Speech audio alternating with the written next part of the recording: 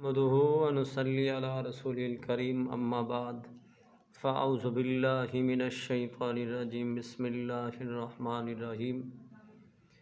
سامعین محترم، آج میں آپ کے سامنے 3 ایسے اعمال پیش کرنا چاہتا ہوں جس کا تعلق اذان سننے والے کے ساتھ ہے۔ جب مؤذن اذان دے رہا ہو ہمارے لیے ضروری ہے، سننے والوں کے لیے ضروری ہے کہ ان 3 چیزوں کا خیال رکھے۔ پہلی بات، پہلا عمل، نبی پاک صلی اللہ علیہ وسلم نے ارشاد فرمایا، اذا سمعتم الاذان فقولوا مثل ما یقول۔ جب اذان سننے والا اذان سن رہا ہو تو اس کے لیے ضروری ہے کہ وہی الفاظ کہیں جو مؤذن کہہ رہا ہو۔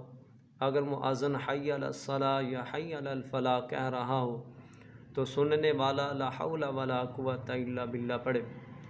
اور دوسرا عمل، نبی پاک صلی اللہ علیہ وسلم کے ارشاد کے مطابق کہ اذان کو پوری توجہ کے ساتھ سنا جائے، اذان کے دوران گفتگو کو بند کر دیا جائے، ذکر اذکار کو بند کر دیا جائے۔ اگر کوئی عورت گھر میں قرآن مجید پڑھ رہی ہو یا مسجد میں کوئی نمازی قرآن پڑھ رہا ہو تو وہ اپنے قرآن کو بھی بند کر دے، جس طرح نبی پاک صلی اللہ علیہ وسلم نے ارشاد فرمایا کہ جب اذان ہو رہی ہو تو اپنے قرآن کو پڑھنا بند کر دیا کریں۔ اور تیسرا عمل، نبی پاک صلی اللہ علیہ وسلم نے ارشاد فرمایا کہ جب اذان مکمل ہو جائے، اذان کا جواب بھی دے دیا، پوری توجہ کے ساتھ سن بھی لیا، تو تیسرا عمل یہ ہے کہ ثم صلوا علیہ، پھر مجھ پر درود ابراہیمی پڑھا جائے، مجھ پر درود بھیجا جائے۔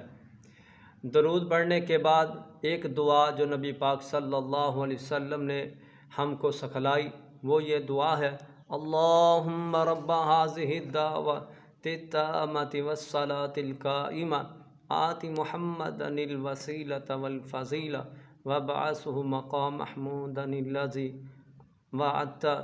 یہ وہ دعا ہے جو نبی پاک صلی اللہ علیہ وسلم نے ہم کو سکھلائی ہے۔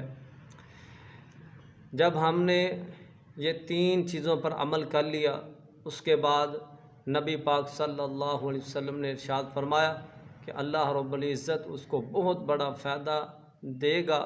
وہ اتنا بڑا فائدہ ہوگا کہ اگر زمین اور آسمان کے درمیان جو خلا ہے، اگر وہ قیمتی چیزوں سے بھر دیا جائے تو وہ اس فائدے کا مقابلہ نہیں کر سکتی۔